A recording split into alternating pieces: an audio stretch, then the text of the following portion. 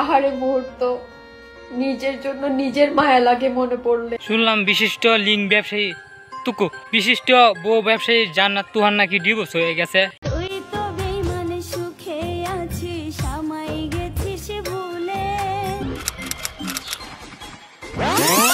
একজনের দেখানি জিনিস যদি 10 জনের দেখাও খুলে, তাহলে তো তোমার জামাই তোমাকে যাবে বলে।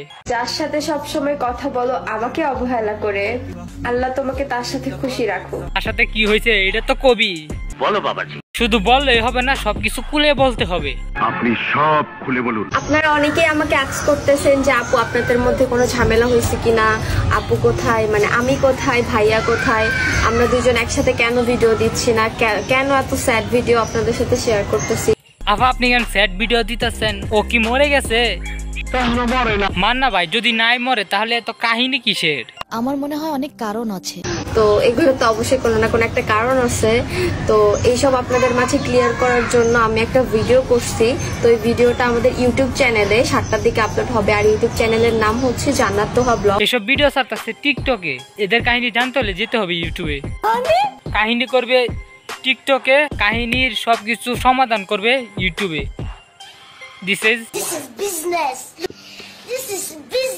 এদের বিজনেসের অভাব নাই। কয়েকদিন আগে করছিল দেহ বিজনেস, এখন করতেছে ইউটিউব বিজনেস। কি মানুষ রে বাবা। আচ্ছা, আপনারা যারা বুঝেন না তাদের জন্য আমি একটু আবার খুলে বলি। আমি খুলেতে যে ভিডিওটা দেখতেছেন, এইসব এই কাপলদেরকে আপনারা হয়তো চিনেন। এরা ডিভোর্সের কি নাটকটা নাই করলো। এই নাটকে তাদের আইডির যত রিচ আছে কয়দিনে বাড়িয়ে ফেলছে, আর ভিউ তো বলার বাহিরে। মাল কামামু।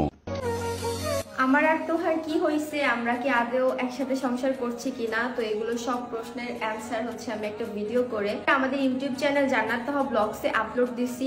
ঠিক এরকম পথে এখন হাঁটতেছে জান্নাত তোহা, শুধু আইডি রিচ বাড়াবে আর ভিউজ বাড়াবে।